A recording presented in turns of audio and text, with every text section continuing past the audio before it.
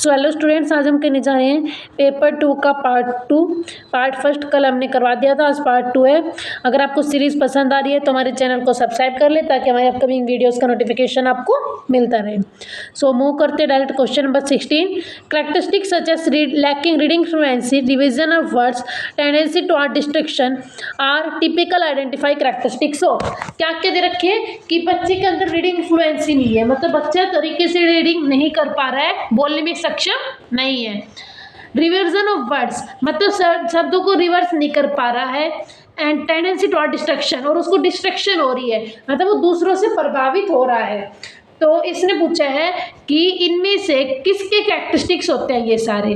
तो मैंने क्या बताया था, डिसलेक्सिया पहला।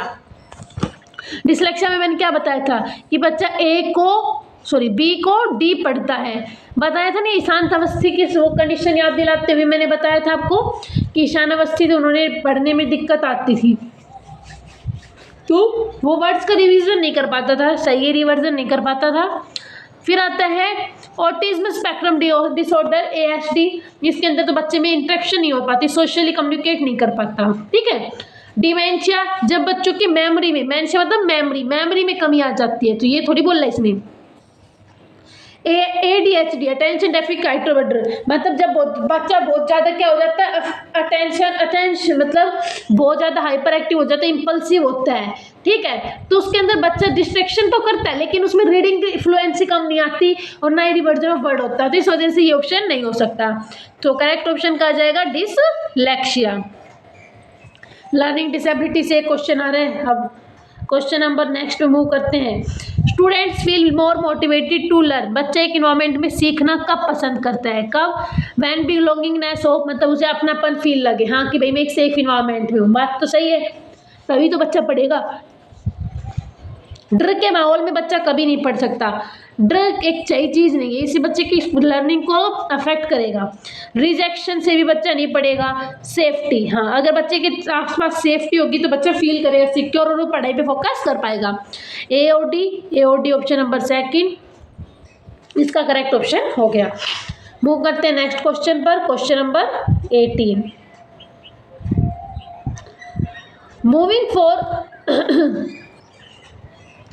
Moving from conservative education towards progressive education, बच्चे में कंजर्वेटिव एजुकेशन से हम प्रोग्रेसिव एजुकेशन की तरफ अगर मूव कर रहे हैं, कंजर्वेटिव एजुकेशन से मतलब कि चाइल्ड सेंटरनेस से मूव कर रहे हैं, टीचर सेंटरनेस से चाइल्ड सेंटरनेस की तरफ मूव कर रहे हैं, या ट्रेडिशनल अप्रोच से मॉडर्न अप्रोच की तरफ। तो क्या फॉर्मेटिव से डायग्नोस्टिक इवैल्यूएशन होता है, formative evaluation to diagnostic evaluation नहीं। फॉर्मेटिव और डायग्नोस्टिक से क्या फ़र्क है भाई? फॉर्मेटिव का मतलब क्या है, लर्निंग के दौरान प्रोग्रेस में के लिए क्वेश्चंस पूछना, डायग्नोस्टिक जहाँ बच्चे की कमी है उसका पता लगाना। तो ये फॉर्मेटिव से डायग्नोस्टिक नहीं होता, ऐसे होता ना समेटिव से फॉर्मेटिव तो सही होता। इंटीग्रेटेड से स्टैंडर्डाइज करिकुलम गलत है। इंटीग्रेटेड मतलब मिल के पढ़ा रहे हैं, बच्चों को एक साथ करके पढ़ा रहे हैं, लेकिन स्टैंडर्डाइज करिकुलम पे फोकस नहीं करता, ठीक है। स्टैंडर्डाइज करिकुलम का मतलब क्या बताया था मैंने कि फिक्स्ड होना है, और फिक्स कोई भी चीज़ नहीं होती हमारे पास। परफॉर्मेंस ओरिएंटेड से मास्टरी ओरिएंटेड गोल, तो ये बात सही है, परफॉर्मेंस से हमें मास्टरी की तरफ जाना चाहिए, सही है। टीचर सेंटर्ड पेडागोजी से एग्जाम सेंटर नहीं, स्टूडेंट सेंटर की तरफ जाना चाहिए, ना कि एग्जाम सेंटर्ड। तो ऑप्शन क्या आ जाएगा हमारे पास, परफॉर्मेंस ओरिएंटेड से मास्टरी ओरिएंटेड, ऑप्शन नंबर 3। अब मूव करते हैं नेक्स्ट क्वेश्चन पर, question number 19। When learning new information, जब एक बच्चा नई चीज़ें सीख रहा है, कौन सी स्ट्रेटेजी बच्चे के लिए हेल्पफुल होती है ये इंश्योर करने के लिए कि वो उस मटेरियल को समझ पाए हैं या नहीं समझ पाए। तो क्या है, री रीडिंग द इंफॉर्मेशन वंस, जो इन्फॉर्मेशन हमें बच्चों को प्रोवाइड किए हुए एक बार उसको फिर से री रीड करें, फिर से रिवाइज करें, बात सही है। क्वेश्चंस पूछे और क्लैरिफिकेशन मांगे, ये बात भी सही है। प्रिटेंड टू अंडरस्टैंड, ऐसा प्रिटेंड करें हाँ भाई मुझे समझ में आया, ये बात गलत है भाई। जब समझ ही नहीं आया तो क्यों नाटक करे, समझ में आया है तो ठीक, नहीं आया है तो टीचर से पूछो, नाटक क्यों करना हमें, तो ये बात गलत है। Making up their own meaning for unfamiliar terms, unfamiliar terms वो टर्म्स जिन्होंने उनके सामने नहीं है, जिनको ने खुद पता भी नहीं उनका क्या मतलब होता है, उसके बारे में वो बता ले हाँ इसका ये मतलब होगा, ये बात तो गलत, इससे तो गलत इन्फॉर्मेशन उनके दिमाग में जाएगी। तो करेक्ट ऑप्शन क्या हो जाएगा, ए एंड बी। मूव करते हैं अब नेक्स्ट क्वेश्चन पर। Question number 20, a teacher should create a classroom culture where students motivation to learn is focused. एक टीचर को वैसा क्लासरूम क्रिएट करना चाहिए, क्लासरूम इन्वायरमेंट कैसा होना चाहिए जहाँ पे एक स्टूडेंट को मोटिवेट करे, किसके फोकस करने के लिए। Avoid shame of appearing arrogant, मतलब कि एरोगेंट इग्नोरेंट है, मतलब मुझे ऐसा नहीं दिखना कि मुझे कुछ नहीं आता। कई बच्चे करते हैं ना, अगर उनको कोई आता है ना टीचर के साथ, हाँ yes ma'am yes ma'am yes ma'am ऐसे बार बार बोलेंगे, तो क्या किया मतलब वो फील शर्म से बचना चाहते हैं। दूसरों के साथ compete करना, ऐसे इन्वायरमेंट भी नहीं क्रिएट करना चाहिए।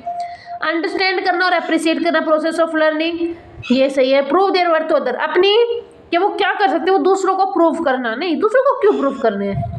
बच्चों की मोटिवेशन ये होनी चाहिए कि वो समझे प्रोसेस ऑफ लर्निंग को और अप्रिशिएट करना चाहिए।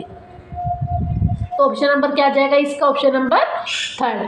भाई हमें ध्यान देना है कि एक तो ऑप्शन जो होने चाहिए ना पॉजिटिव होने चाहिए, बच्चे के फेवर में होनी चाहिए। बच्चे के जब बच्चे के नुकसान की बात हो रही है ना तो उस बात को हमें मानना ही नहीं चाहिए। तो ऑप्शन एलिमिनेट करते हुए ये वक्त याद रखना है। अब मूव करते हैं क्वेश्चन नंबर 21 पर। Question number 21, assertion reason. Male character stories and books are presented strong and adventurous, जबकि फीमेल कैरेक्टर वार्म और सेंसिटिव होते हैं। कि स्टोरीज और इनके अंदर बुक्स में देखते हैं कि मेल्स को तो बहुत स्ट्रॉन्ग दिखाया जाता है और फीमेल जो होती है वो बहुत वार्म स्वीट होती है। ये बात सही है, ऐसे दिखाया जाता है भाई स्टोरी बुक्स में। School and curriculum influence gender role identity as they are powerful agent of secondary socialization. कि स्कूल और करिकुलम जो होते हैं वो जेंडर रोल आइडेंटिटी को प्रभावित करता है और वो सेकेंडरी सोशलाइजेशन की इंपॉर्टेंट एजेंट है। बात सही है। प्राइमरी सोशलाइजेशन और सेकेंडरी सोशलाइजेशन दो होते हैं। प्राइमरी में हमारी फैमिली आती है, सेकेंडरी में स्कूल आता है, नेबरहुड दोनों के अंदर आता है। ठीक है, तो हमारा रीजन भी सही है और असर्शन रीजन दोनों सही है। असर्शन करेक्ट एक्सप्लेन कर रहा है तो ऑप्शन नंबर ए हो जाएगा। आप मूव करते हैं नेक्स्ट क्वेश्चन पर। Question number 22, children who struggle with dyslexia.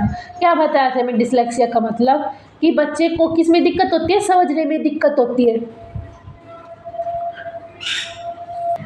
वो प्रोसेस नहीं कर पाता, वो बी को डी मानता है ऐसे, तो उन्हें ट्रबल होती है इन फोनोलॉजिकल प्रोसेसिंग और उन्हें वर्ड्स को डिकोड नहीं कर पाते। ये बात सही है, ठीक है। All children benefit from being encourage in their idea of interest. सभी बच्चों को उनकी इंटरेस्ट के अकॉर्डिंग और एबिलिटी के अकॉर्डिंग हमें एनकरेज करना चाहिए। ये बात भी सही है, लेकिन ये करेक्ट एक्सप्लेनेशन नहीं है। तो दोनों सही तो है लेकिन करेक्टली एक्सप्लेन नहीं कर रहा। मूव करते हैं अब नेक्स्ट क्वेश्चन पर। Question number 23, what is the role of peer in socialization process. Socialization process में पीयर्स का क्या रोल होता है। पीयर्स क्या होते हैं, हमारे फ्रेंड्स। फ्रेंड्स का क्या इफेक्ट पड़ता है हमारे ऊपर। पहला, कोई इन्फ्लुएंस नहीं होता, गलत बात है, इन्फ्लुएंस तो होता है। सेकेंड, मेन इन्फ्लुएंस होता है कंपेयर टू पेरेंट्स। पेरेंट्स के कंपेरिजन में कम होता है और other adults in the stages of development की इन्फ्लुएंस होता है लेकिन पेरेंट्स के कंपेरिजन में कम होता है। ठीक है, तो ये बात गलत है, माइनर इन्फ्लुएंस नहीं कहा जा सकता।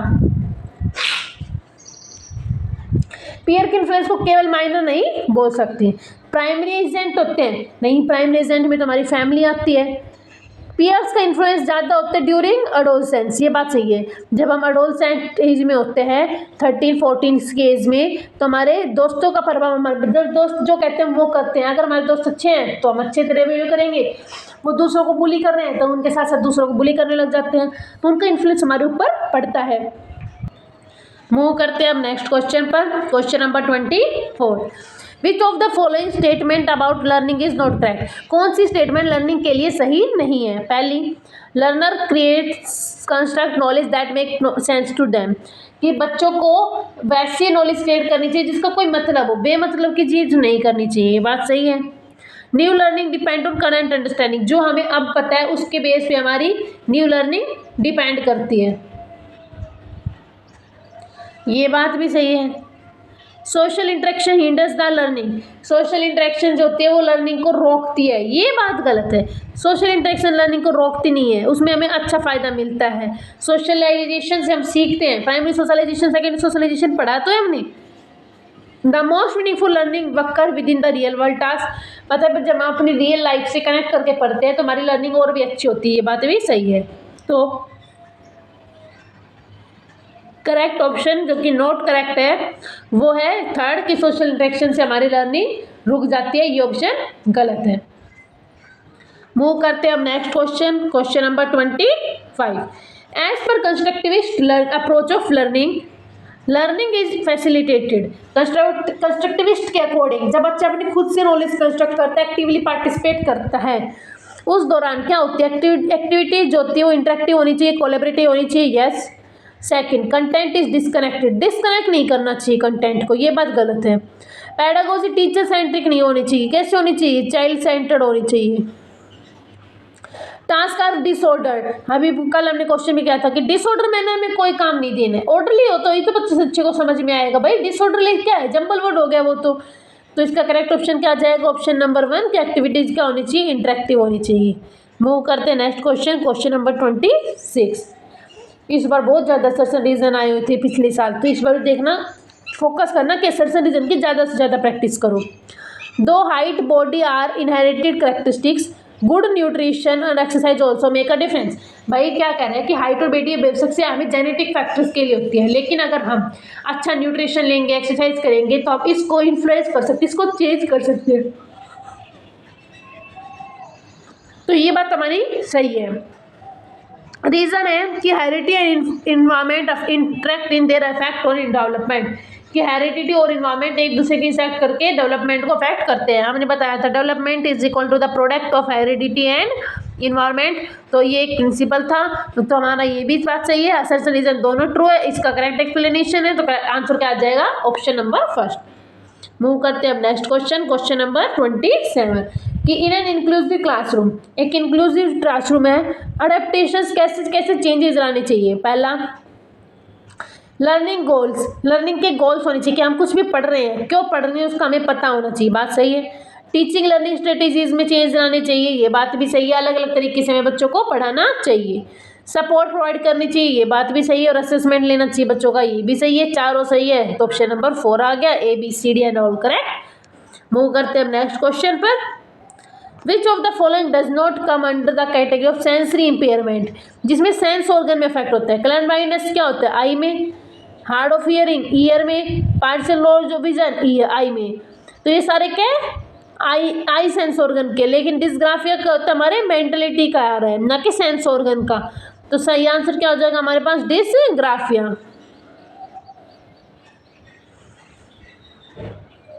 क्या हो जाएगा सही ऑप्शन, ग्राफिया। मूव करते हैं next question, question number 28। NEP national education policy focus करती है ऑन ट्रांसफॉर्मिंग असेसमेंट को ट्रांसफॉर्म करने में, कैसे, by developing socio cultural context of student, बच्चे के जो सामाजिक सोसाइटी के साथ जो उसकी धारणा है उसको हमें कोई महत्व नहीं देना चाहिए, बात गलत है। समेटिव फॉर्म ऑफ असेसमेंट को एग्जीक्यूट करना है, नहीं समेटिव नहीं, फॉर्मेटिव असेसमेंट बोल रहा था NEP ने, तो कि फॉर्मेटिव असेसमेंट यूज करना चाहिए। इनकॉपरेटिंग सेल्फ असेसमेंट और पीयर असेसमेंट को इनकॉपरेट कर देना चाहिए, ये बात भी गलत है। सेल्फ असेसमेंट और पीयर असेसमेंट जो होता है इसको इनकॉपरेट कर देना चाहिए, मतलब इंपॉर्टेंस देनी चाहिए, शामिल करना चाहिए। तो ये बात सॉरी सही है हमारे पास, इनकॉपरेट का मतलब क्या हुआ, शामिल करना चाहिए, बात सही है। तभी मैंने यही क्वेश्चन गलत करा था। Practicing unitary motion of intelligence, मतलब सिर्फ एक ही इंटेलिजेंस पे फोकस करना चाहिए, सिंगल एबिलिटी के रूप में देखना चाहिए, ये बात गलत है। मल्टीपल इंटेलिजेंस थ्योरी में दी गई थी, तो हमारा क्या हो गया, ये ऑप्शन गलत। तो करेक्ट ऑप्शन क्या हो गया, ऑप्शन नंबर 3, इनकॉपरेट करना चाहिए self assessment and peer assessment. Move करते अब नेक्स्ट क्वेश्चन पर, question number 30, last question of the day. Vygotsky से, हाँ, कि वाइगोत्स्की ने क्या बोला, a teacher decided to give hints, but teacher ने बच्चों को हिंट देने की सोची और स्टूडेंट्स को जो कि एक प्रॉब्लम में फंस गए थे और स्टूडेंट्स की हेल्प करी।